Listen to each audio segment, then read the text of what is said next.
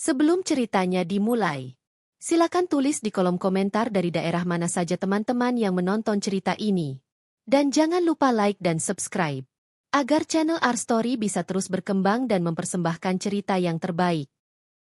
Pagi itu mentari baru saja naik perlahan dari ufuk timur, menyinari kota dengan cahaya lembut yang menembus tirai jendela rumah besar berwarna putih gading di kawasan perumahan elit. Rumah itu tampak megah, dengan pilar-pilar kokoh di depannya, halaman luas yang ditata rapi dengan tanaman bunga beraneka warna, serta garasi yang berisi 2 mobil keluaran terbaru. Dari luar, rumah itu mencerminkan sebuah keluarga bahagia dan mapan. Namun di balik dinding megahnya, ada sebuah cerita yang perlahan menunggu untuk terkuak. Di dapur yang luas, Ayu berdiri sambil mengaduk panci berisi bubur hangat. Aroma kaldu ayam yang lezat menyebar ke seluruh ruangan.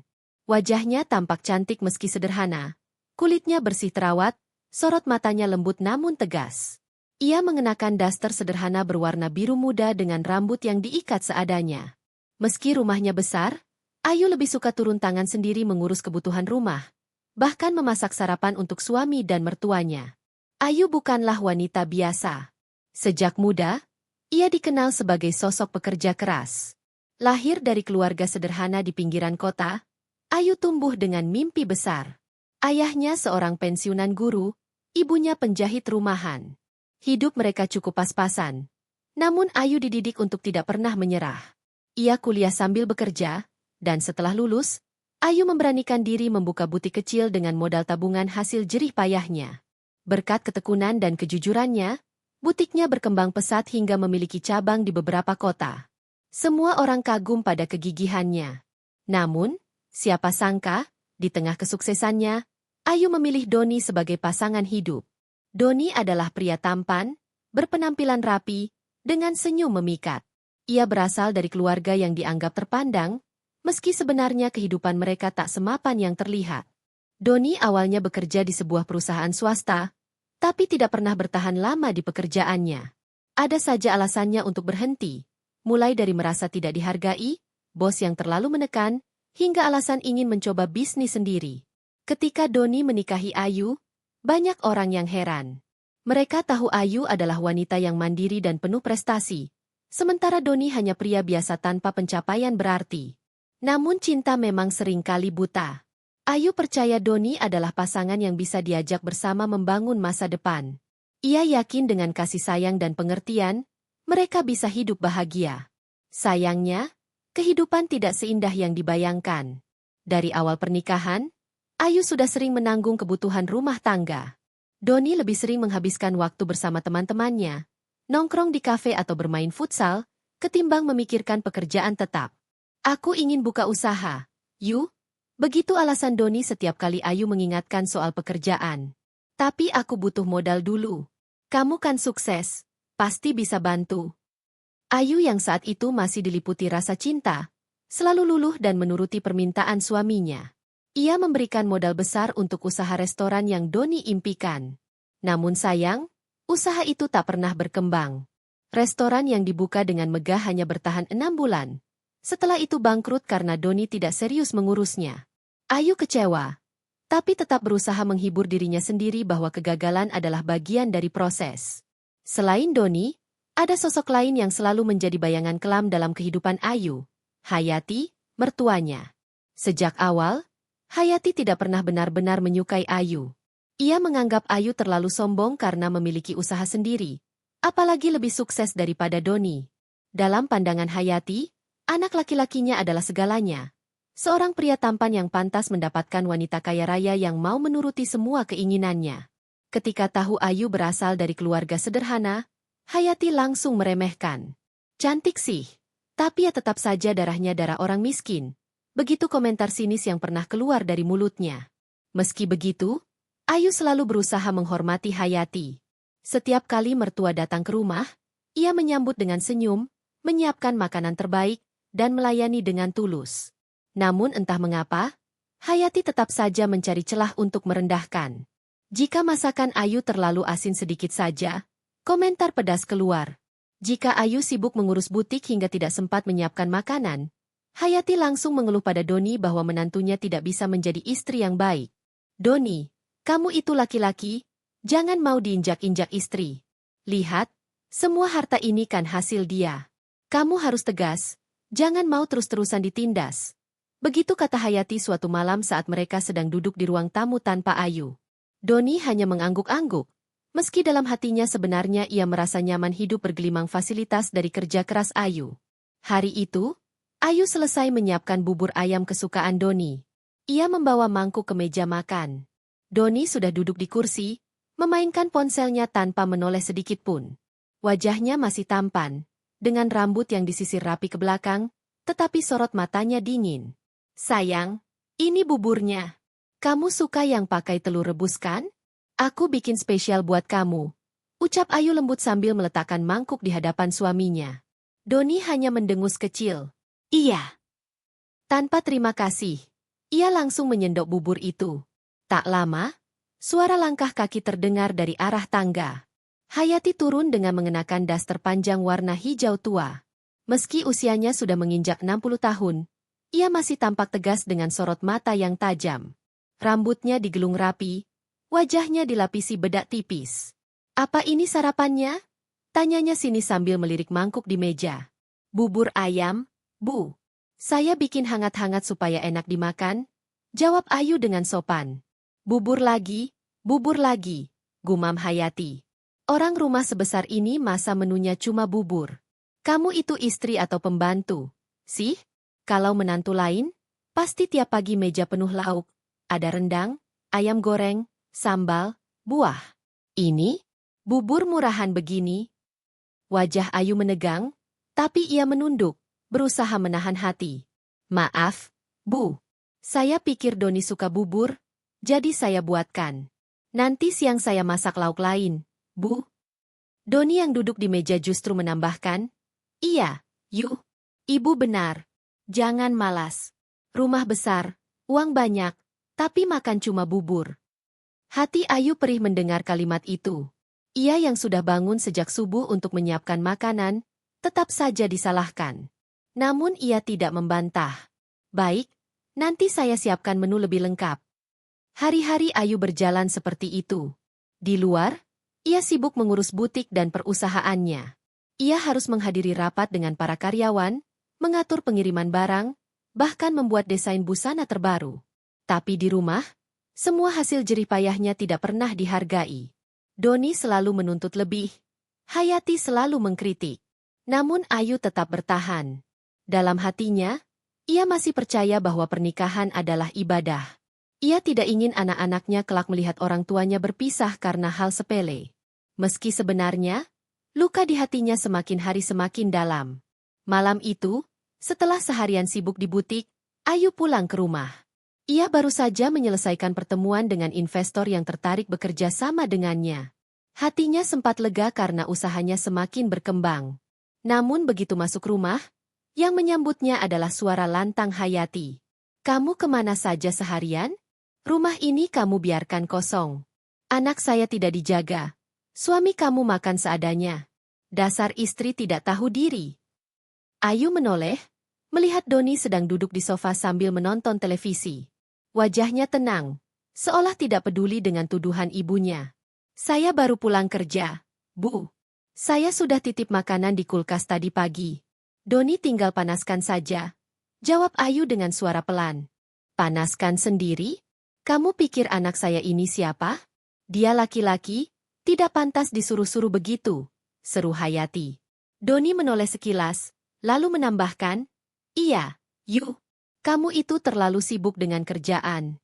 Jangan lupa tugasmu di rumah. Aku ini suamimu, bukan pembantumu. Kali ini, mata Ayu mulai berkaca-kaca. Ia menahan air mata agar tidak jatuh. Dalam hatinya, ia bertanya-tanya, sampai kapan ia harus menanggung semua ini? Ia sudah berusaha menjadi istri yang baik, menafkahi keluarga, bahkan menuruti semua keinginan suami dan mertuanya.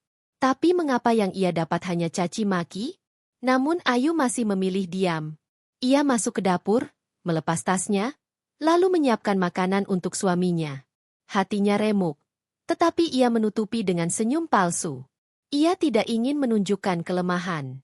Malam itu, setelah semua selesai, Ayu masuk kamar.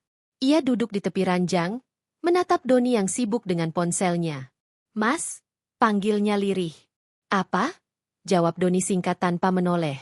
Aku capek. Boleh nggak kalau besok kita liburan sebentar?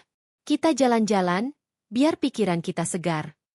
Doni mendengus, lalu menoleh dengan wajah kesal. Liburan? Kamu itu aneh. Yuh, uang banyak, tapi pelit sama aku. Kamu sibuk kerja terus, sekarang minta liburan.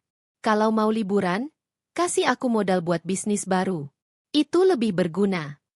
Ayu terdiam. Dadanya terasa sesak. Lagi-lagi, semua kembali pada uang. Lagi-lagi, dirinya yang harus menanggung semua. Dalam hati kecilnya, Ayu mulai merasa bahwa kehidupannya dengan Doni bukan lagi rumah tangga yang sehat, melainkan beban yang semakin hari semakin berat. Hari-hari berikutnya berjalan dengan ritme yang sama, monoton namun penuh tekanan. Ayu masih berusaha menjaga rumah tangganya tetap utuh meski hatinya mulai penuh luka. Ia percaya bahwa dalam pernikahan ada pahit dan manis, dan tugas seorang istri adalah menjaga agar keluarga tidak runtuh hanya karena badai sesaat. Tapi badai yang ia hadapi tampaknya tak lagi sesaat, melainkan semakin hari semakin besar. Suatu pagi, Ayu bangun lebih awal seperti biasanya. Ia menyiapkan sarapan lengkap, nasi uduk, ayam goreng, sambal, sayur, dan buah. Ia sengaja membuat menu beragam agar tidak ada lagi komentar pedas dari mertuanya. Setelah meja makan tertata rapi, ia menyiapkan pakaian kerja untuk Doni. Meski dalam hati sering kecewa, Ayu tetap berusaha menjadi istri yang penuh perhatian. Namun begitu Doni turun, bukannya tersenyum atau mengucapkan terima kasih, ia justru mengerutkan kening. Kamu masak banyak begini buat apa? Yuk, buang-buang waktu.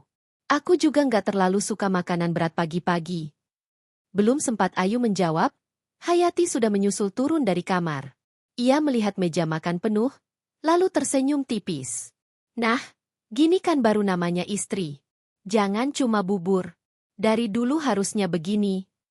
Ayu hanya tersenyum kecil, menahan hati. Padahal ia tahu, jika ia terlalu sibuk di butik dan tidak masak, Hayati akan mengeluh. Jika ia masak banyak seperti ini, Doni malah menganggap berlebihan. Apapun yang ia lakukan, tetap saja salah di mata mereka. Setelah sarapan, Doni mengenakan kemeja putih yang sudah Ayu siapkan. Wajahnya tampak rapi, aroma parfum tercium segar. Ayu sempat merasa lega melihat suaminya tampan seperti itu, berharap setidaknya Doni bisa berangkat kerja dengan semangat. Namun lagi-lagi, harapannya pupus. Aku nggak jadi ke kantor hari ini. Bosku nyebelin. Aku malas ketemu dia, kata Doni sambil menyalakan rokok. Ayu menatapnya dengan cemas. Mas, kalau kamu sering bolos, nanti kamu bisa dipecat. Kita butuh pemasukan juga. Aku memang ada usaha, tapi kan kamu juga harus punya kegiatan. Aku khawatir kalau kamu sering di rumah tanpa kerjaan. Doni mendengus. Kamu pikir gajiku segitu penting dibanding usahamu? Kamu kan sudah kaya.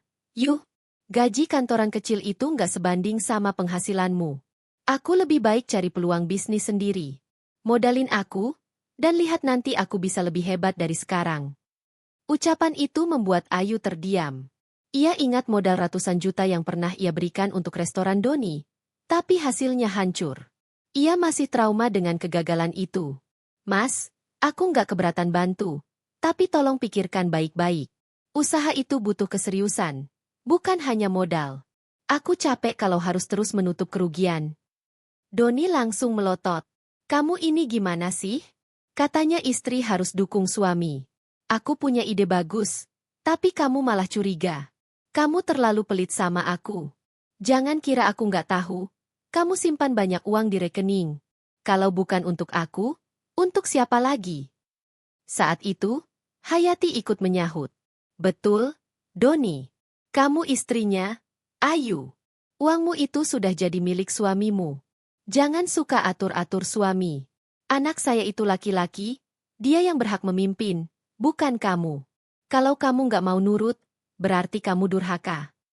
Ayu merasa darahnya mendidih. Selama ini ia selalu berusaha menghormati Doni sebagai kepala keluarga. Tapi mengapa semua seolah berbalik? Doni tidak pernah benar-benar mencari nafkah, justru dirinya yang menanggung segalanya. Namun setiap kali ia mencoba bicara, Hayati selalu memutarbalikkan keadaan. Siang itu, setelah cekcok kecil tersebut, Ayu memilih pergi ke butik untuk menenangkan hati. Sesampainya di sana, ia disambut oleh karyawan-karyawannya yang sudah menunggu arahan. Butik miliknya sedang mempersiapkan koleksi baru untuk pameran fashion, dan Ayu sibuk memberi arahan detail pada desain serta pemasaran. Di butik, Ayu merasa dirinya benar-benar dihargai. Para karyawan menatapnya dengan penuh respek. Mereka tahu Ayu adalah sosok pekerja keras, tidak segan turun tangan untuk pekerjaan sekecil apapun. Jika ada karyawan yang kesulitan, Ayu selalu turun membantu. Semua itu kontra sekali dengan kehidupannya di rumah. Namun, di tengah kesibukannya, Ayu menerima telepon dari Doni. Suaranya terdengar dingin. "Yu, aku butuh uang sekarang juga. Ada peluang investasi bagus. Kirimkan 50 juta ke rekeningku." Ayu menarik napas dalam-dalam. "Mas, tolong dengarkan aku dulu. Kita baru saja keluar banyak uang untuk koleksi baru butik. Aku harus atur keuangan supaya tidak ada masalah. Bisa nanti dulu?" Doni langsung membentak. "Aku capek dengan alasanmu. Kamu selalu bilang nanti, nanti, nanti. Kamu itu istri atau bukan? Aku malu punya istri kaya tapi pelit sama suami sendiri. Kalau kamu nggak mau bantu aku, untuk apa aku nikahi kamu?" Air mata Ayu jatuh tanpa bisa ditahan. Kata-kata itu seperti pisau yang menusuk jantungnya. Pernikahan yang ia bayangkan penuh cinta ternyata kini hanya dianggap transaksi uang oleh suaminya sendiri. Malam harinya, ketika Ayu pulang, suasana rumah sudah panas. Hayati menunggu di ruang tamu dengan wajah masam. "Doni bilang kamu nggak mau kasih dia uang? Apa maksudmu? Kamu sengaja mau bikin anak saya malu di depan teman-temannya?" Ayu mencoba menjelaskan dengan sabar. "Saya bukannya nggak mau, Bu. Saya hanya ingin mengatur keuangan dengan baik. Saya juga butuh dana untuk kelangsungan usaha. Kalau semua habis untuk hal yang belum jelas, nanti kita yang rugi." Hayati menepuk meja dengan keras. "Dasar kamu perempuan mata duitan. Semua orang tahu kekayaanmu itu ya karena kamu nikah dengan Doni. Kalau bukan karena anak saya, kamu nggak akan bisa sebesar ini." Ayu terhenyak. Ia ingin sekali membantah. Ingin berteriak bahwa semua kekayaan itu murni dari keringatnya sendiri, bahkan jauh sebelum menikah dengan Doni. Namun lidahnya keluh. Ia hanya bisa menatap Doni, berharap suaminya akan membelanya. Namun Doni justru diam, membiarkan ibunya terus menyerang. Bahkan ia menambahkan, "Ibu benar, Yu. Kamu jangan terlalu merasa hebat. Jangan pikir karena usahamu maju, kamu bisa seenaknya atur aku." Sejak malam itu, Ayu mulai benar-benar merasa sendirian. Ia berusaha keras menjaga rumah tangga, namun justru semakin ditekan. Doni dan Hayati seakan bersatu melawannya. Ia mulai bertanya pada dirinya sendiri, apakah pernikahan ini masih layak diperjuangkan? Hari-hari berikutnya semakin berat. Doni semakin sering meminta uang dengan alasan yang berbeda-beda. Kadang untuk bisnis, kadang untuk membantu teman, kadang untuk kebutuhan pribadinya. Jika Ayu menolak, pertengkaran pasti terjadi. Sementara Hayati selalu memihak anaknya, memperburuk keadaan dengan kata-kata yang menusuk. Ayu mulai sering sakit kepala karena beban pikiran. Tubuhnya melemah, wajahnya pucat. Meski begitu, ia masih berusaha tersenyum di depan karyawan dan orang luar. Ia tidak ingin ada yang tahu rumah tangganya sedang diambang kehancuran. Namun semakin ia bertahan, semakin jelas terlihat bahwa cinta yang ia pertahankan hanyalah luka yang semakin dalam. Pagi itu udara di rumah masih lembab oleh sisa hujan semalam. Ayu terbangun dengan tubuh lemas, kepalanya berat seperti ditekan batu besar. Tenggorokannya kering, kulitnya dingin, peluh dingin membasahi dahi. Ia mencoba bangun dari tempat tidur, tapi lututnya goyah. Pandangannya berkunang-kunang, membuatnya kembali rebah di ranjang. Beberapa hari terakhir tubuhnya memang semakin mudah lelah. Sejak pertengkaran-pertengkaran panjang dengan Doni dan Hayati, ia sulit tidur nyenyak. Malam-malamnya dipenuhi tangisan tertahan dan pikiran kacau. Ia memaksakan diri tetap berangkat ke butik, tetap tersenyum pada karyawan, tetap berdiri tegar di depan semua orang, tapi tubuhnya sendiri perlahan menyerah. Doni baru saja keluar kamar, masih dengan rokok di tangan. Ia melirik Ayu sebentar, lalu melanjutkan langkahnya tanpa kata. Seolah kondisi Ayu yang terkulai di ranjang bukan sesuatu yang penting. Beberapa menit kemudian terdengar suara Hayati dari ruang tamu, keras dan tajam seperti biasanya. Ayu kenapa belum bangun? Matahari sudah tinggi, tapi pekerjaan rumah terbengkalai. Kalau sakit pun jangan manja. Zaman dulu saya sakit tetap bisa kerja. Perempuan zaman sekarang terlalu banyak alasan. Ayu menggigit bibirnya menahan tangis. Ingin ia menjawab, tapi suaranya serak. Tubuhnya memang benar-benar tak mampu. Perlahan ia menarik selimut, mencoba tidur kembali meski telinga masih jelas mendengar ocehan mertua. Siang harinya, suhu tubuh Ayu semakin tinggi. Keringat bercucuran, napasnya terengah. Ia hampir tak sanggup bergerak ketika Doni masuk kamar. Bukannya menunjukkan rasa khawatir, Doni justru menghela napas panjang. Kamu ini kalau sakit, jangan kebangetan. Besok aku ada janji sama temen, butuh uang banyak. Kalau kamu tergeletak terus, gimana aku bisa minta tolong? Cepat sembuhlah, jangan bikin repot. Kalimat itu menampar hati Ayu lebih keras daripada penyakit yang menyerang tubuhnya. Ia menutup mata, tak ingin terlihat menangis di depan Doni. Dalam hatinya, ia merasa benar-benar sendirian. Malam itu seorang sahabat lama, Rina, datang menjenguk. Rina adalah kawan Ayu sejak kuliah, yang sudah lama tahu bagaimana gigihnya Ayu membangun usaha. Wajah Rina terkejut begitu melihat kondisi Ayu yang pucat dan kurus. Ya Tuhan, Yu, kamu kenapa bisa separah ini? Kok suamimu nggak bawa kamu ke dokter? Tanya Rina dengan nada penuh kekhawatiran. Ayu hanya menggeleng lemah. Aku nggak apa-apa, Rin. Hanya kecapean. Rina tidak percaya begitu saja. Ia tahu Ayu terlalu sering menutupi masalahnya. Diam-diam, ia menaruh sup panas dan buah di meja, lalu berpesan dengan lirih. Kalau kamu butuh apapun, Yu, telepon aku. Jangan dipendam sendiri. Aku tahu kamu kuat, tapi kamu manusia juga. Kamu perlu ditolong. Setelah Rina pulang, Ayu menangis dalam diam. Hatinya hangat oleh perhatian sahabat, tapi juga perih karena perhatian itu justru tidak ia dapatkan dari orang terdekat, suami dan mertua. Hari-hari berikutnya, kondisi Ayu semakin memburuk. Ia jarang ke butik, hanya bisa memantau lewat telepon. Untunglah karyawannya setia dan mampu mengurus sebagian besar pekerjaan. Namun tanpa kehadiran Ayu, butik tidak sebergairah biasanya.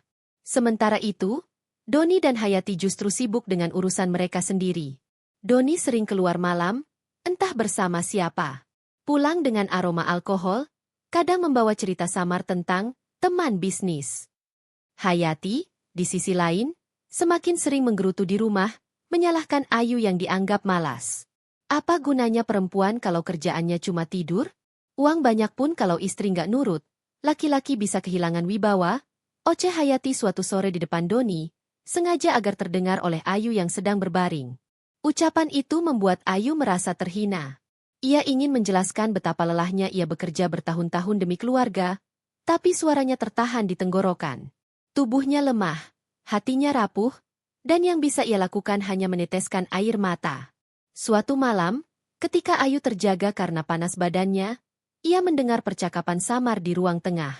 Doni dan Hayati sedang bicara serius. Yu itu sudah nggak bisa diharapkan lagi. Uangnya banyak, tapi dia keras kepala. Kita harus cari cara supaya semua harta itu di tangan kita, kata Doni dengan nada rendah. Hayati menjawab, betul. Kalau dibiarkan, dia bisa habiskan harta untuk usahanya sendiri. Kamu anak laki-laki, Doni.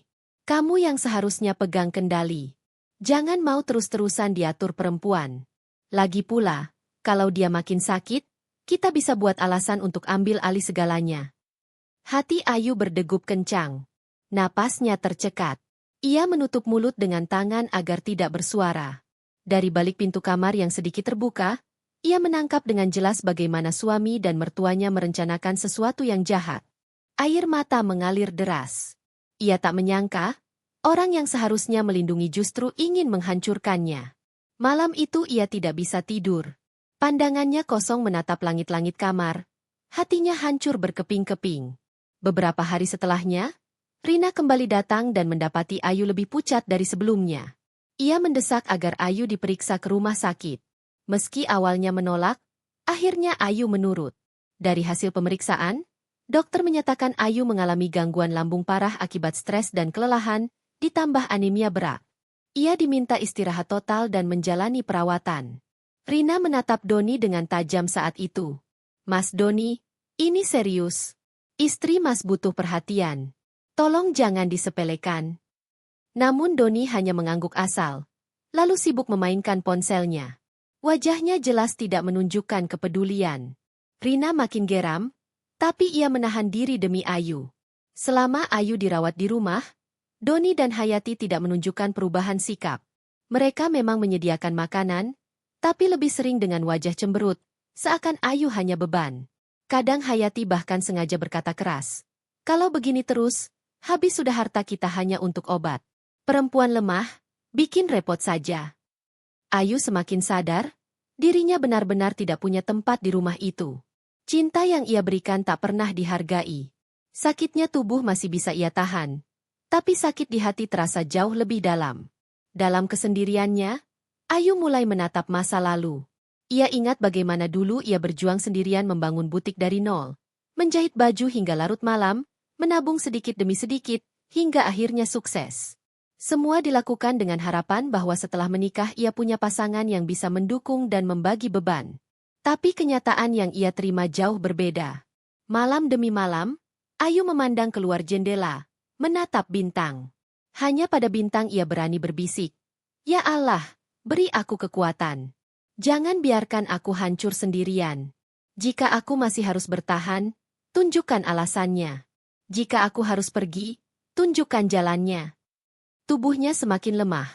Tapi di balik kelemahan itu perlahan muncul api kecil dalam hatinya. Api kesadaran bahwa ia harus bangkit. Meski saat itu ia belum tahu bagaimana. Tapi ia berjanji pada dirinya sendiri bahwa suatu hari nanti, ia tidak akan terus diinjak. Ia akan berdiri kembali, lebih kuat dari sebelumnya. Hari mulai sore, matahari condong ke barat, tapi rumah itu terasa semakin dingin. Udara yang seharusnya hangat justru penuh ketegangan. Ayu duduk di ruang keluarga. Tubuhnya masih lemah namun ia mencoba memaksa diri untuk bangkit dari ranjang. Ia ingin menunjukkan bahwa dirinya tidak sepenuhnya rapuh. Namun langkahnya gemetar, wajahnya pucat, dan matanya sayu. Doni masuk dari luar dengan wajah kusut, rokok masih terselip di antara jarinya. Bau asap menempel di bajunya, membuat Ayu terbatuk kecil. Doni menatap Ayu sekilas, lalu mendecak. "Kalau sakit, ya istirahat. Jangan malah duduk-duduk bikin pemandangan gak enak. Lihat dirimu di kaca. Yu, kamu kelihatan kayak orang mau mati." Ayu menahan napasnya. Kata-kata Doni menusuk dalam, tapi ia memilih diam. Ia tahu setiap jawabannya hanya akan memicu pertengkaran. Belum sempat ia berkata apapun, Hayati masuk dari dapur sambil membawa nampan berisi teh panas. Tatapannya langsung jatuh pada Ayu, dingin dan sinis. "Kenapa kamu keluar kamar? Bukannya dokter bilang harus istirahat? Jangan pura-pura kuat kalau akhirnya cuma jadi beban. Kalau memang gak bisa urus rumah, bilang saja. Kasihan Doni harus kerja keras sendirian." Ayu menunduk, tangannya mengepal di atas lutut. "Saya tidak pura-pura, Bu. Saya hanya ingin sedikit bergerak. Saya juga tidak mau terus menyusahkan." Namun jawaban itu malah membuat Hayati semakin meninggi suaranya. "Menyusahkan? Kamu dari dulu memang menyusahkan. Kalau bukan karena Doni, kamu gak akan punya apa-apa. Ingat itu." Ayu terhenyak. Lidahnya keluh. Semua yang dimilikinya justru hasil jerih payahnya sendiri. Butik, tabungan, bahkan rumah ini sebagian besar dari keringatnya. Doni tidak pernah benar-benar bekerja keras. Tapi di depan Hayati, seolah Doni adalah pahlawan dan Ayu hanyalah beban. "Bu, tolong jangan bicara begitu." Suara Ayu bergetar, matanya berkaca-kaca. Doni yang sedari tadi hanya duduk ikut menyahut. "Sudahlah, Yu. Kamu jangan ngelawan. Ibu benar. Kamu ini sudah kelewat sibuk dengan bisnis sampai lupa jadi istri. Rumah berantakan, aku sering pulang gak ada yang ngurus. Apa kamu gak sadar?" Hati Ayu terasa hancur. Ia ingin sekali membalas dengan fakta sebenarnya, bahwa semua uang belanja, cicilan, bahkan kebutuhan sehari-hari berasal dari dirinya. Tapi lidahnya keluh. Ia terlalu lelah untuk berdebat dengan dua orang yang tidak pernah melihat pengorbanannya. Hari-hari berikutnya menjadi semakin berat. Hayati mulai berani mengomentari setiap gerak-gerik Ayu, bahkan di depan tetangga. Jika Ayu tidak cepat keluar rumah untuk membuka butik, Hayati dengan sengaja berkata keras, "Kasihan Doni punya istri malas. Hanya tahu mengurus diri sendiri, rumah terbengkalai." Tetangga hanya bisa saling pandang. Sebagian tahu kebenarannya, sebagian lain mulai percaya gosip yang ditebar Hayati. Ayu hanya bisa menahan malu, dadanya sesak. Sementara Doni semakin jarang pulang. Ketika pulang pun, ia membawa wajah masam. Setiap kali Ayu mencoba mengajaknya bicara dengan lembut, Doni selalu mengalihkan topik atau menyalahkan Ayu. Suatu malam, Ayu memberanikan diri. "Mas, aku merasa kita makin jauh. Apa aku sudah salah besar sampai Mas tidak mau lagi bicara baik-baik dengan aku?" Doni meletakkan ponselnya, menatap Ayu dengan tatapan dingin. "Kamu sadar juga?" Akhirnya. "Iya, kamu salah. Kamu terlalu sibuk dengan butik, sibuk cari uang, sampai lupa aku. Aku ini laki-laki, Yu. Aku butuh dihormati, bukan dikendalikan oleh uangmu." Ayu tercekat. Ia merasa dituduh hal yang tidak pernah ia maksudkan. "Aku tidak pernah ingin mengendalikanmu, Mas. Aku hanya ingin kita sama-sama berjuang." Doni mendengus, lalu berdiri. "Kamu pikir aku butuh kamu untuk berjuang? Jangan merasa paling hebat hanya karena punya uang. Kalau aku mau, aku bisa punya semuanya tanpa kamu." Kata-kata itu menghantam Ayu bagai badai. Ia tidak menyangka Doni bisa sekejam itu. Selama ini ia selalu menjaga agar Doni tidak merasa rendah diri, selalu menaruh namanya dalam banyak hal, bahkan meski usaha butik murni miliknya, ia sering menyebutnya sebagai usaha bersama. Setelah Doni keluar kamar dengan pintu dibanting, Ayu terisak sendirian. Tangannya menutup wajah, air mata deras mengalir. Malam itu, ia merasa benar-benar sendirian di rumah yang seharusnya menjadi tempat perlindungannya. Besoknya, Hayati sengaja menyinggung lagi. "Kamu dengar, kan? Doni kemarin malam marah? Itu semua salahmu.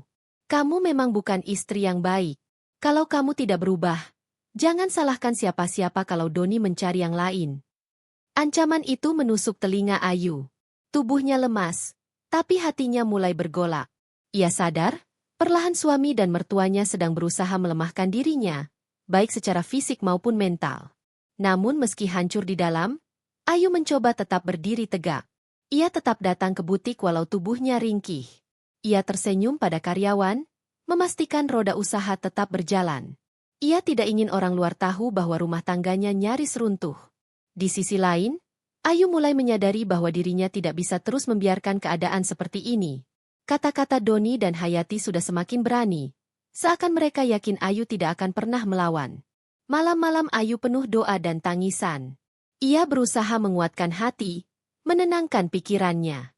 Tapi semakin hari, sikap Doni dan Hayati semakin jelas menunjukkan kebencian yang mereka simpan. Mereka tidak lagi menutupi niat untuk menjauhkan Ayu dari apa yang ia perjuangkan selama ini. Dan di dalam hati kecilnya, Ayu mulai merasa, badai yang lebih besar akan segera datang. Hujan deras mengguyur malam itu. Suara rintiknya menghantam genteng, membuat rumah bergema dengan bunyi monoton yang panjang. Ayu terbaring di ranjang, tubuhnya bergetar kedinginan meski selimut tebal sudah membungkusnya. Tenggorokannya kering, dada terasa sesak, tapi hatinya lebih sakit daripada tubuhnya. Dari ruang tamu terdengar suara televisi keras sekali.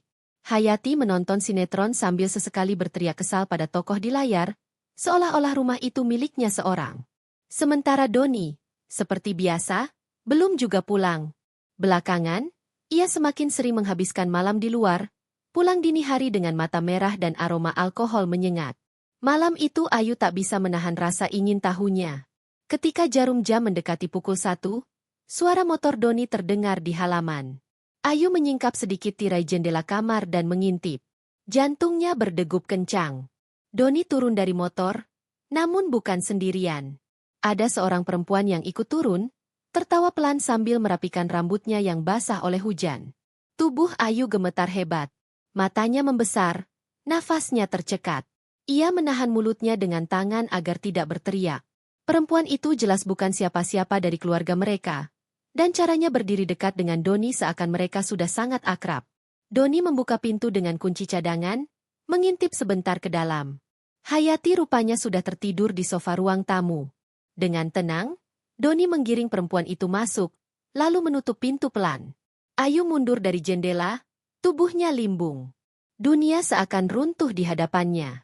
Air mata jatuh deras, membasahi pipi dan bantalnya. Ia sudah lama curiga Doni menyembunyikan sesuatu. Tapi malam itu ia melihat sendiri bukti yang tak terbantahkan. Paginya, Ayu terbangun dengan mata sembab. Tubuhnya lemah, tapi hatinya lebih lemah. Ia mencoba berjalan ke dapur, namun langkahnya tertahan saat mendengar suara Hayati dan Doni. "Apa kamu gak takut Ayu tahu?" Suara Hayati terdengar pelan tapi jelas. Doni mendengus. "Biar saja. Kalau dia tahu, lebih gampang buatku. Selama ini dia merasa paling hebat karena punya uang. Aku sudah muak, Bu. Cepat atau lambat, aku harus ambil alih semua. Kalau dia nggak nurut, ya usir saja." Hayati terkekeh kecil. "Bagus, Nak. Memang dari dulu saya bilang begitu. Kamu laki-laki, kepala rumah tangga. Jangan mau diinjak. Lagi pula, kalau dia pergi, semua orang akan percaya dia istri durhaka. Kita tinggal mainkan cerita." Ayu tertegun di balik dinding, tubuhnya kaku. Kata-kata mereka seperti pisau yang menyayat habis jiwanya. Bukan hanya Doni yang berkhianat, tapi juga Hayati yang terang-terangan mendukungnya.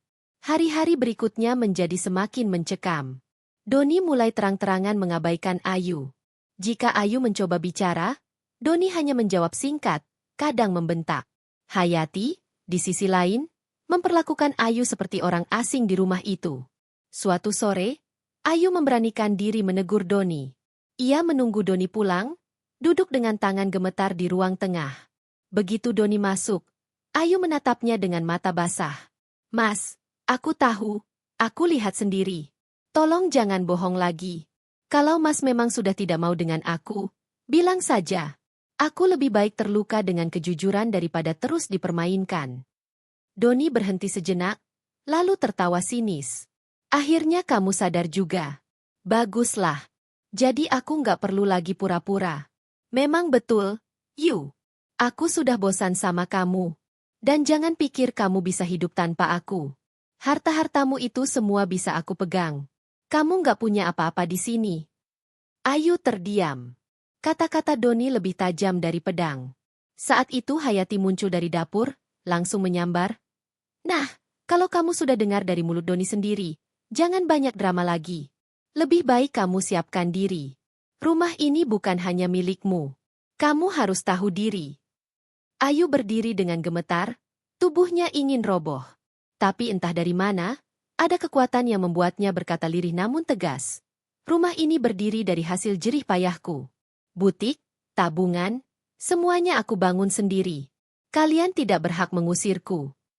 Hayati langsung menatap tajam. "Dasar perempuan sombong. Kamu pikir kamu siapa? Semua orang akan percaya Doni, bukan kamu. Kalau kamu masih ngotot, kamu sendiri yang akan menderita." Doni melipat tangan di dada, wajahnya penuh keangkuhan. "Dengar, Yu. Aku sudah bilang baik-baik. Jangan bikin aku ambil jalan kasar. Kalau kamu pintar, kamu serahkan saja semuanya. Jangan bikin ribet." Malam itu Ayu menangis tanpa suara. Tubuhnya masih sakit, tapi hatinya lebih remuk. Ia merasa terjebak di antara dua manusia yang seharusnya menjadi keluarga, tapi justru menjadi musuh paling kejam. Namun di balik tangisnya, ada sesuatu yang mulai tumbuh. Sebuah kesadaran bahwa ia tidak bisa terus pasrah. Ia mulai mengingat kata-kata Rina, sahabatnya, "Jangan dipendam sendiri. Kamu manusia juga. Kamu perlu ditolong." Ayu menggenggam erat ponselnya. Tangannya gemetar, matanya basah.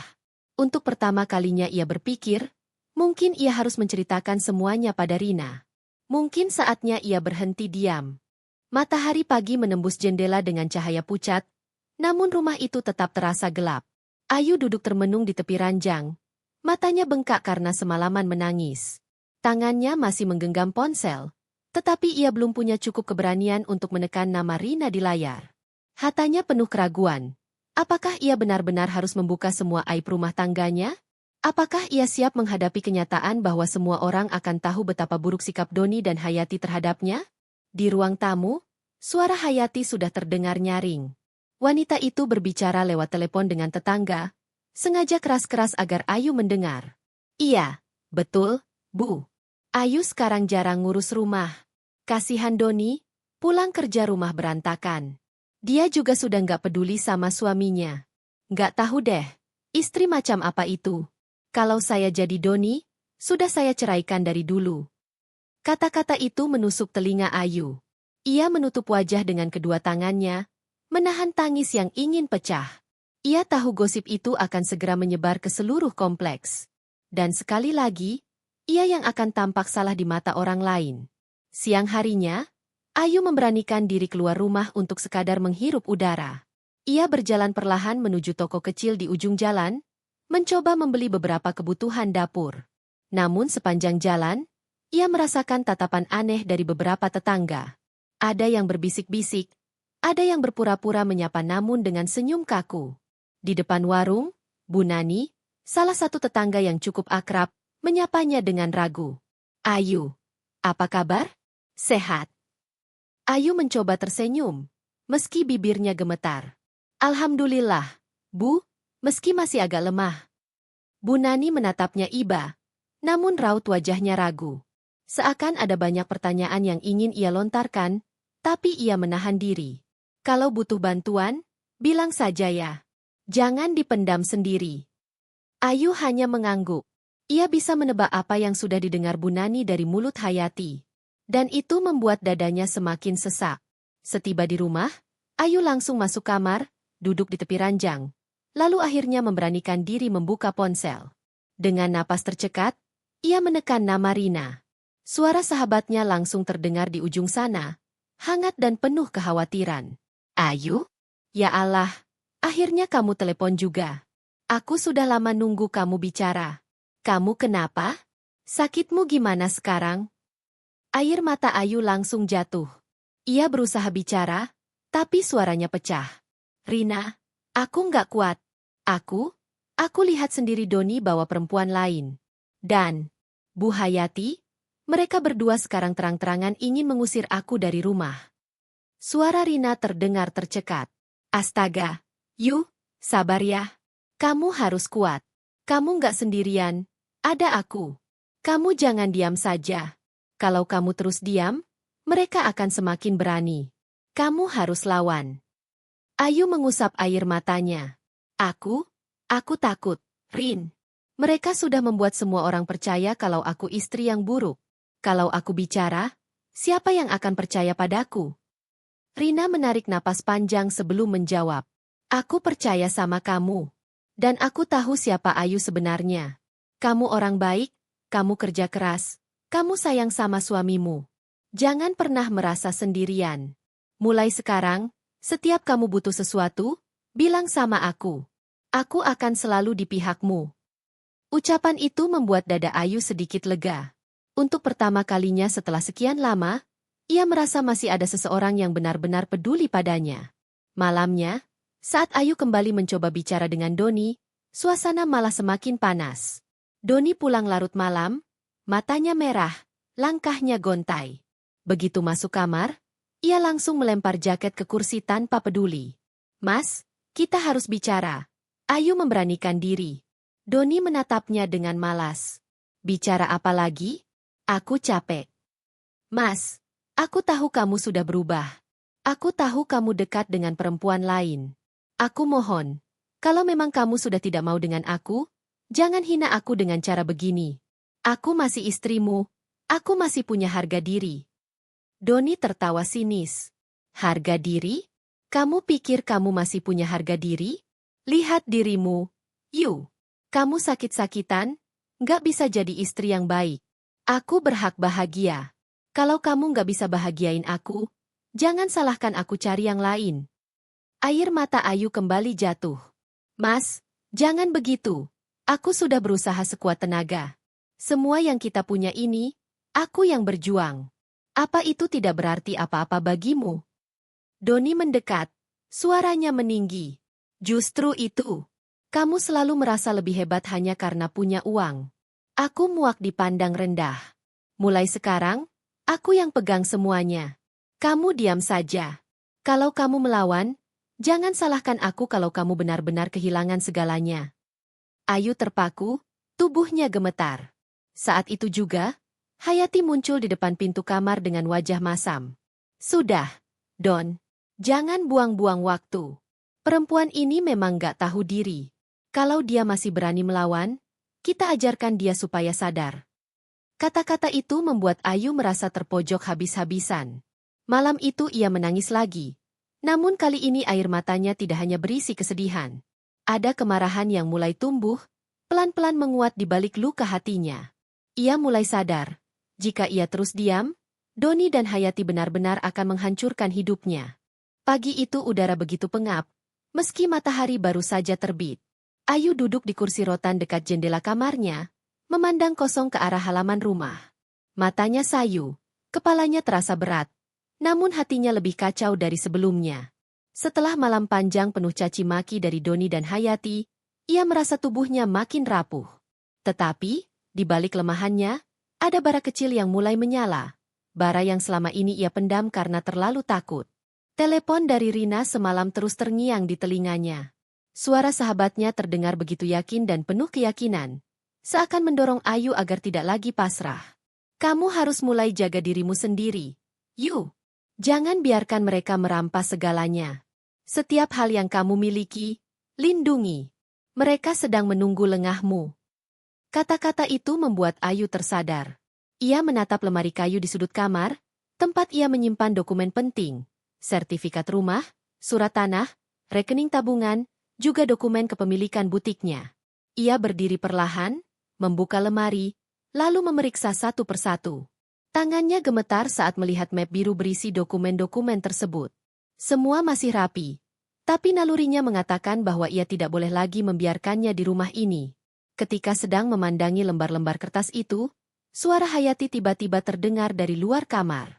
Ayu! Kamu ngapain dari tadi? Jangan cuma merenung, bersihkan rumah. Jangan bikin Doni tambah kesal kalau pulang nanti. Ayu buru-buru menutup map itu dan menyembunyikannya di balik tumpukan baju. Ia menghela napas panjang, lalu menjawab lirih. Iya, Bu. Siang harinya, saat Hayati pergi ke arisan, Ayu memberanikan diri menghubungi Rina. Ia berbisik pelan, seolah takut dinding pun bisa mendengar. Rina. Aku ingin titip sesuatu.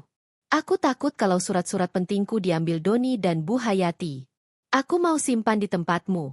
Boleh? Rina langsung menjawab tegas. Boleh, tentu saja. Justru itu yang harus kamu lakukan. Jangan sampai mereka lebih dulu bergerak. Kamu kapan bisa keluar rumah tanpa mereka curiga? Ayu menggigit bibirnya. Mungkin besok pagi. Biasanya Bu Hayati pergi belanja ke pasar. Doni juga sudah berangkat kerja. Aku bisa keluar sebentar. Baik. Aku tunggu kamu di kafe dekat butikmu. Jangan bilang siapa-siapa. Hati-hati, Yu. Ayu menutup telepon dengan hati berdebar. Ini pertama kalinya ia merencanakan sesuatu secara diam-diam. Ada rasa takut, tetapi juga ada sedikit keberanian yang mulai tumbuh. Malamnya, Doni pulang dalam keadaan mabuk. Wajahnya merah. Langkahnya sempoyongan. Begitu masuk rumah, ia langsung ribut dengan Hayati. Bu, Ayu itu keras kepala. Aku sudah bilang aku yang mau pegang uang, tapi dia masih ngotot. Kalau terus begini, kita nggak akan dapat apa-apa, kata Doni sambil membanting tasnya ke sofa. Hayati melipat tangan di dada. Sabar, Nak. Pelan-pelan. Kamu harus pintar. Kalau kamu maksa, Ayu bisa curiga dan kabur. Kita main halus saja. Buat dia percaya kalau kamu masih peduli. Setelah itu, kita rebut semua surat-suratnya. Ayu mendengar percakapan itu dari balik pintu kamarnya. Jantungnya berdegup kencang, tubuhnya gemetar. Ia tahu sekarang waktunya benar-benar sempit. Jika ia tidak segera bertindak, semua yang dimilikinya akan lenyap. Keesokan paginya, Ayu bangun lebih awal. Ia berpura-pura sedang menyiapkan sarapan ketika Hayati keluar rumah membawa tas belanja. Sementara Doni sudah berangkat kerja dengan motor tuanya. Begitu pintu rumah benar-benar sepi, Ayu berlari kecil ke kamar, mengambil map biru itu, lalu menyelipkannya ke dalam tas kain. Dengan hati-hati ia keluar rumah, menutup pintu pelan, dan berjalan cepat menuju jalan besar. Nafasnya tersengal. Setiap kali ada tetangga lewat ia menunduk dalam-dalam, takut ada yang melihatnya. Setibanya di kafe dekat butik, Rina sudah menunggunya. Begitu melihat Ayu datang dengan wajah pucat dan mata sembab, Rina segera bangkit menyambut. Ayu, ya Allah, kamu kelihatan sangat lelah. Ayu duduk, lalu mengeluarkan map itu dari tas. Tangannya bergetar saat menyerahkannya pada Rina. Tolong simpan ini, Rin. Aku nggak mau mereka menyentuh semua ini. Kalau aku jatuh, setidaknya masih ada sesuatu yang tersisa. Rina menggenggam tangan Ayu erat. Kamu tidak akan jatuh. Yu, aku janji, aku akan selalu ada buat kamu. Ini langkah awal yang tepat. Jangan khawatir, semua dokumen ini aman di tanganku. Mata Ayu kembali berkaca-kaca. Aku takut, Rin. Mereka sudah mulai sebarkan gosip buruk tentang aku. Semua tetangga melihatku seperti orang jahat. Aku tidak tahu harus bagaimana menghadapi mereka. Rina menatapnya dengan penuh empati. Biarkan orang bicara. Waktu akan membuktikan kebenaran. Sekarang yang terpenting adalah kamu tetap kuat dan jangan menyerah. Kalau mereka sudah menyiapkan jebakan, kamu harus lebih dulu bersiap. Ayu mengangguk, meski air matanya tak terbendung.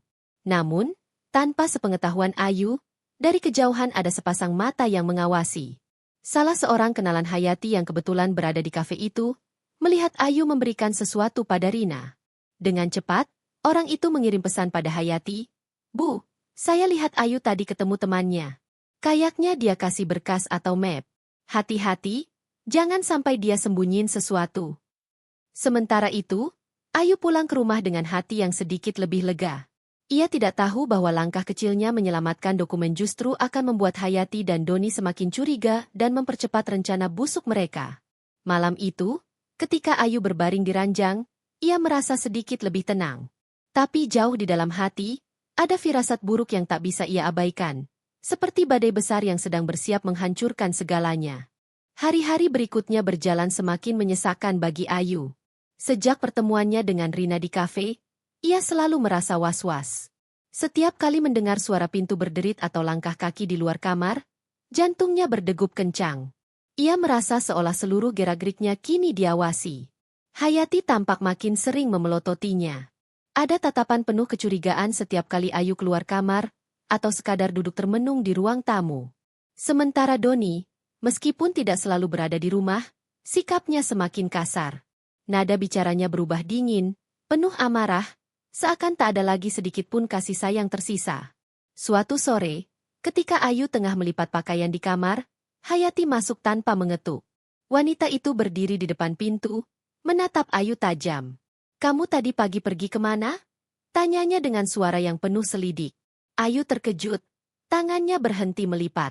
Saya hanya ke warung, Bu. Beli sabun dan beras. Hayati menyipitkan mata, seolah tidak percaya. Warung? Kamu yakin cuma ke warung? Jangan coba-coba bohong sama saya. Ayu, saya tahu kamu bertemu orang di luar. Ayu menelan ludah, berusaha tetap tenang meski tubuhnya gemetar. Tidak, Bu. Saya cuma sebentar ke warung. Tidak bertemu siapa-siapa. Hayati mendengus sinis. Kalau begitu, jangan salahkan saya kalau suatu hari nanti kebohonganmu terbongkar. Ingat, Ayu, tidak ada yang bisa kamu sembunyikan dariku.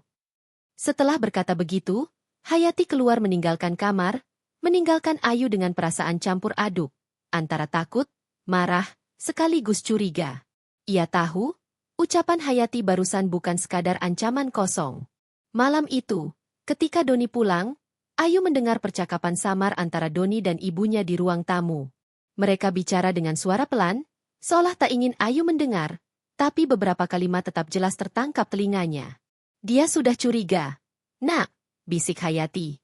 Aku lihat matanya penuh ketakutan. Tapi aku juga dengar kabar dari Bu Ratna. Katanya Ayu sempat bertemu temannya di kafe. Mungkin dia menyembunyikan sesuatu. Doni menghela napas keras, terdengar kesal.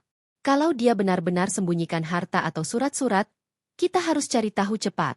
Aku nggak mau dia bawa kabur semua. Aku yang berhak atas itu. Kamu tenang saja, jawab Hayati licik. Kita buat dia percaya kalau kita masih peduli. Pelan-pelan saja. Kalau dia lengah, semua akan kita kuasai. Ayu yang mendengarnya dari balik pintu kamar merasa lututnya lemas. Rasa takut yang ia simpan berubah menjadi kepanikan. Ia tahu sekarang, ia tidak boleh lagi hanya berdiam diri. Tapi di sisi lain, ia belum punya cukup kekuatan untuk melawan terang-terangan. Keesokan harinya, gosip baru mulai beredar di kompleks. Saat Ayu keluar sebentar untuk menyiram bunga di halaman, beberapa tetangga yang sedang duduk di pos ronda menatapnya dengan tatapan aneh. Ada yang berbisik sambil tersenyum sinis. Kasihan, ya. Katanya Ayu sekarang makin aneh. Suka sembunyi-sembunyi keluar rumah. Iya, mungkin dia ada masalah sama suaminya. Tapi masa sampai diam-diam keluar? Jangan-jangan ada yang disembunyikan. Suaminya Doni itu kasihan. Dapat istri kayak begitu. Suara-suara itu sengaja dibuat cukup keras agar Ayu mendengar. Ia mencoba menunduk, pura-pura tidak peduli, tapi hatinya perih. Ia tahu sumber gosip itu pasti dari mulut Hayati sendiri. Malamnya, Ayu kembali menelpon Rina. Dengan suara bergetar, ia menceritakan semua yang terjadi. Rin, mereka sudah mulai curiga. Aku takut suatu hari mereka menemukan kalau aku menitipkan dokumen padamu. Rina menenangkannya. Tenang, Yu. Semua dokumen itu aman di tempatku. Mereka tidak akan menemukannya. Tapi kamu harus lebih hati-hati. Jangan sampai mereka dapat bukti kalau kamu melawan. Biarkan mereka merasa kamu masih lemah. Ayu terdiam lama. Kata-kata Rina benar, tapi perasaannya campur aduk. Ia ingin marah, ingin menjerit, ingin mengatakan kebenaran pada semua orang. Tapi yang bisa ia lakukan hanyalah menahan semua rasa sakit itu di dalam dada. Hari-hari berikutnya menjadi lebih berat. Doni mulai jarang pulang. Jika pulang, ia hanya membawa pulang amarah dan sikap kasar. Sementara Hayati semakin sering ikut campur dalam setiap urusan rumah tangga. Puncaknya, pada suatu malam, Doni pulang dengan wajah muram. Ia masuk kamar, lalu tanpa banyak bicara langsung menuduh Ayu. Ayu, kamu sembunyikan sesuatu dari aku, kan? Suaranya dingin. Ayu menatapnya kaget. Apa maksud Mas? Doni mendekat, matanya penuh curiga. Jangan pura-pura bodoh. Aku tahu kamu pergi diam-diam. Aku tahu kamu simpan sesuatu. Mana surat-surat itu? Mana buku tabungan kita? Ayu panik, tapi berusaha tetap tenang. Aku nggak sembunyikan apa-apa, Mas. Semua masih ada. Doni menggebrak meja kecil di samping ranjang, membuat Ayu tersentak. Jangan bohong. Kalau aku tahu kamu menyembunyikan sesuatu, jangan salahkan aku kalau aku benar-benar mengusir kamu dari rumah ini. Air mata Ayu jatuh tanpa bisa ditahan. Ia menatap suaminya dengan rasa sakit yang tak terlukiskan. Mas, kenapa tega berkata begitu? Aku ini istrimu. Aku sakit, aku butuh dukunganmu. Tapi kenapa Mas malah menganggap aku musuh? Doni terdiam sejenak, lalu berbalik meninggalkan kamar tanpa menjawab. Pintu dibanting keras, membuat Ayu meringkuk di ranjang sambil menangis. Di luar kamar, Doni bertemu Hayati yang sudah menunggu. Bagaimana? Tanya Hayati pelan. Dia masih menyangkal, jawab Doni dengan wajah masam. Tapi aku yakin dia memang sembunyikan sesuatu. Kalau begitu, kita harus segera bergerak. Jangan biarkan dia lebih dulu melawan. Suara Hayati terdengar dingin, penuh rencana gelap. Malam itu, Ayu terbaring dengan perasaan hancur. Tetapi di balik air matanya, ia mulai sadar bahwa pertarungan sebenarnya sudah dimulai. Ia tidak lagi hanya menghadapi suami yang berkhianat, tetapi juga mertua yang tega. Dan entah bagaimana, ia harus mencari cara untuk bertahan dari jebakan yang mulai dipasang untuknya. Hari-hari berikutnya berubah semakin mencekam bagi Ayu. Ia merasa setiap detik yang ia jalani penuh ketidakpastian, seolah tanah di bawah kakinya bisa runtuh kapan saja. Senyum palsu Doni di depan tetangga, bisikan-bisikan Hayati pada ibu-ibu kompleks, semua terasa seperti jerat yang perlahan dikencangkan untuk menjerat lehernya. Pagi itu, Ayu baru saja selesai menyapu halaman ketika sebuah mobil berhenti di depan rumah. Dari dalamnya keluar dua orang pria berpenampilan rapi, mengenakan kemeja dan membawa map coklat. Ayu mengernyit, tak mengenal mereka. "Permisi, ini rumah Bapak Doni?" tanya salah satu pria dengan suara formal. Ayu mengangguk hati-hati. "Iya, betul. Ada perlu apa ya?"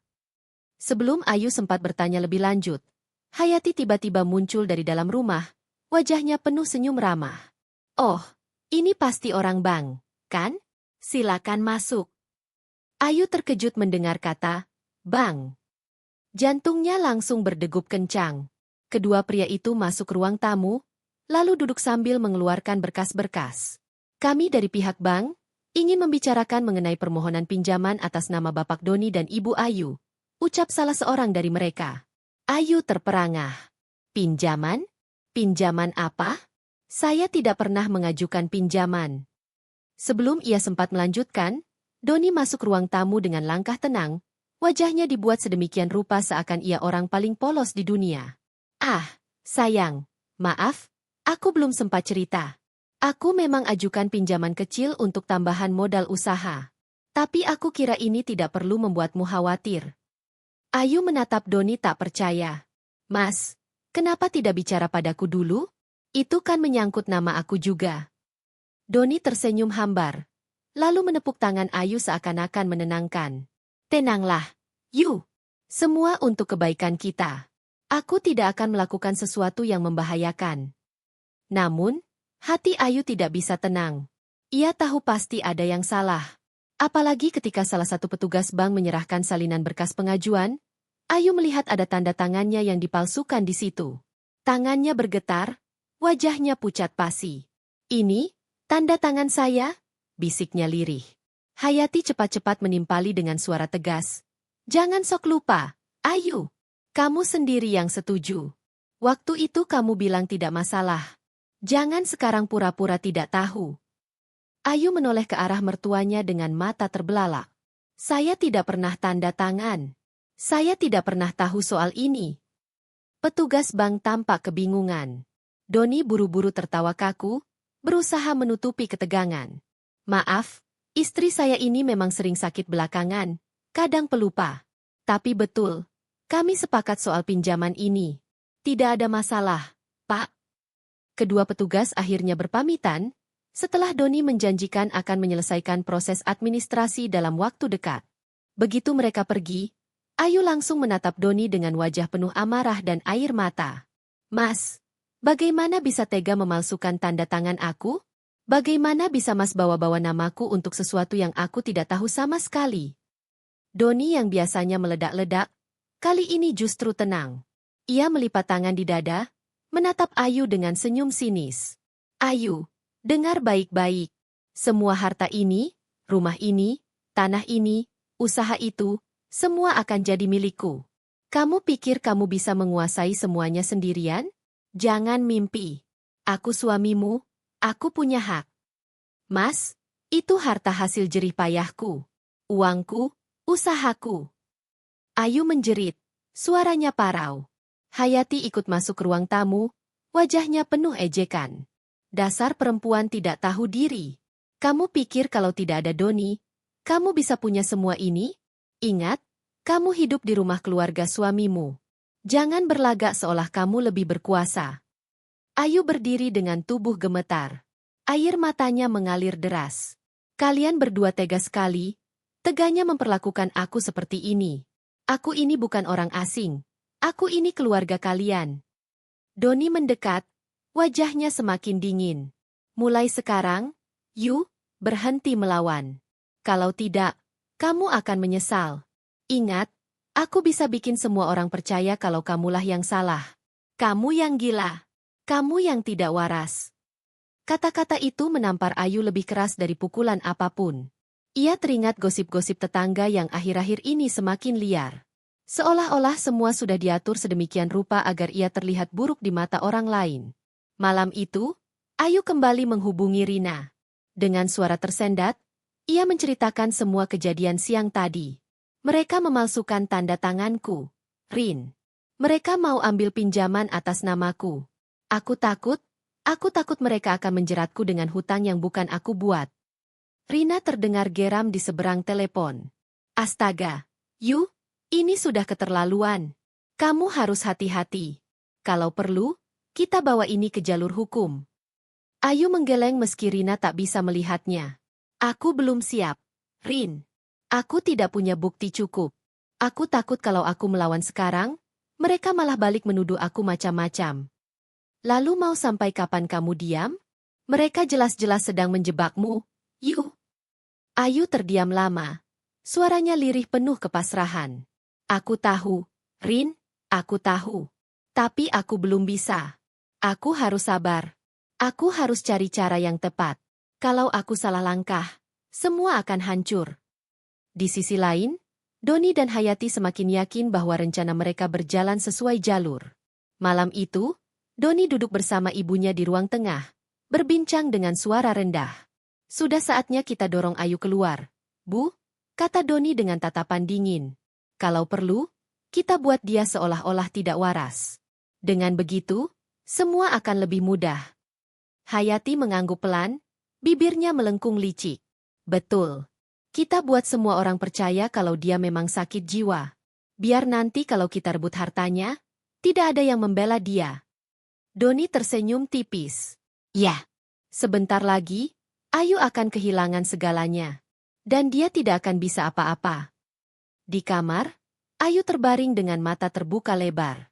Ia tidak bisa tidur, tidak bisa tenang. Hatinya penuh luka, pikirannya penuh kegelisahan. Ia tahu, badai besar yang akan menghancurkan hidupnya kini semakin dekat. Tetapi di balik semua rasa takut itu, di sudut hatinya ada sebuah bisikan kecil yang mulai tumbuh. Aku tidak boleh kalah. Aku tidak boleh membiarkan mereka menang. Hari itu langit mendung. Awan hitam menggantung rendah seakan ikut merasakan beban hati Ayu. Udara terasa berat, dan suasana rumah penuh ketegangan yang sulit dijelaskan. Ayu sudah terbiasa dengan tatapan sinis Hayati dan suara dingin Doni, tetapi pagi itu ia merasakan sesuatu yang berbeda, seolah ada jebakan yang sudah dipersiapkan dan menunggunya jatuh. Sejak subuh, Hayati mondar-mandir di rumah dengan wajah penuh pura-pura muram. Kepada tetangga yang mampir, ia berulang kali mengeluh dengan nada lirih. Ayu itu akhir-akhir ini aneh sekali, sering bicara sendiri, suka melamun. Saya khawatir dia sakit jiwa. Kasihan Doni, harus menanggung semua ini. Ucapan itu sengaja dilontarkan dengan nada meyakinkan, sehingga tetangga mulai percaya. Beberapa bahkan menatap Ayu dengan iba bercampur curiga ketika ia keluar menyiram bunga. Ayu merasa dadanya sesak, tapi ia hanya bisa menunduk, tidak sanggup membela diri. Siang harinya, Doni pulang lebih awal dari kantor. Anehnya, ia membawa dua orang pria yang berpakaian seperti dokter, lengkap dengan tas kecil berisi obat-obatan.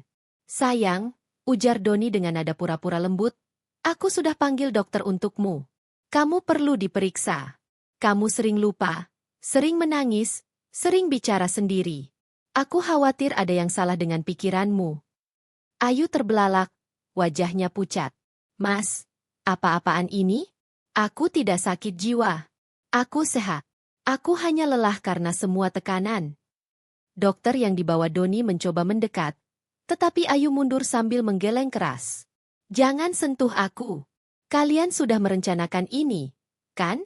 Kalian ingin membuatku terlihat gila. Hayati yang sedari tadi duduk di sofa, langsung bersuara lantang.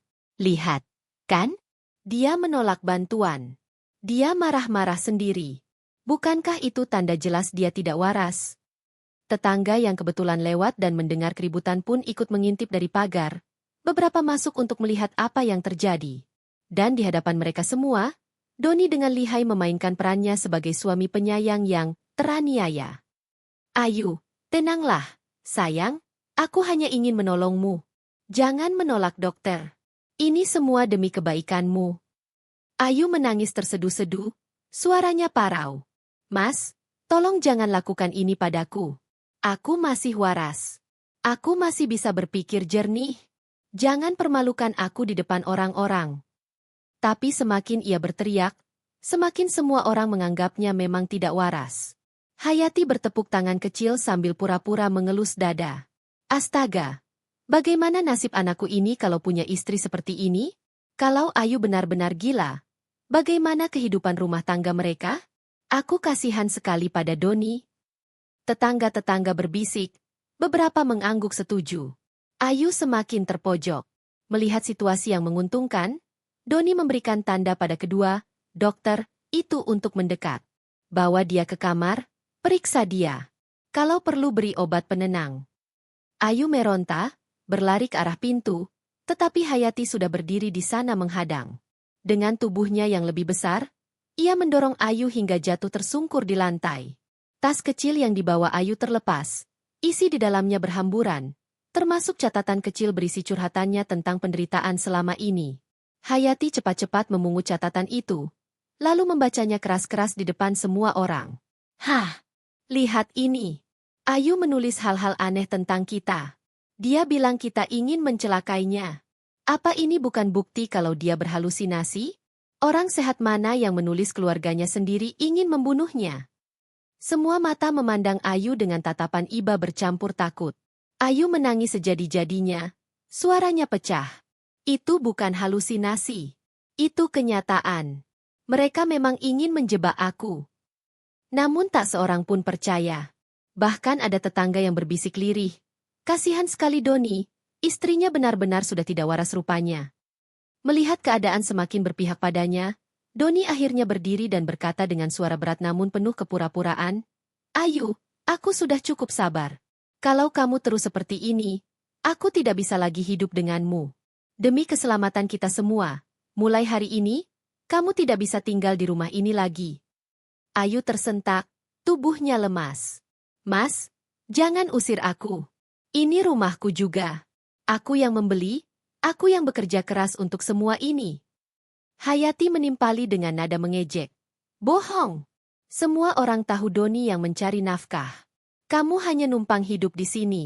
Sudahlah, Ayu. Pergilah sebelum kami benar-benar menyerahkanmu ke rumah sakit jiwa. Dengan hati hancur, Ayu hanya bisa memeluk dirinya sendiri sambil menangis. Ia tidak tahu harus kemana. Tidak tahu siapa lagi yang bisa dipercaya.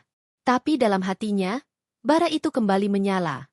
Lebih besar, lebih menyakitkan, dan lebih berbahaya dari sebelumnya. Jika ini memang akhir dari rumah tangga, maka aku akan pastikan mereka merasakan penderitaan yang sama. Tidak hari ini, tidak besok. Tapi aku akan kembali. Dan saat itu tiba, mereka akan tahu betapa teganya mereka telah salah memilih lawan. Ayu berdiri perlahan, menyeka air matanya, lalu berjalan keluar rumah dengan langkah tertatih. Semua mata tetangga mengikutinya. Sebagian mencibir, sebagian iba. Doni dan Hayati berdiri di depan pintu, tersenyum samar seakan baru saja memenangkan sebuah permainan.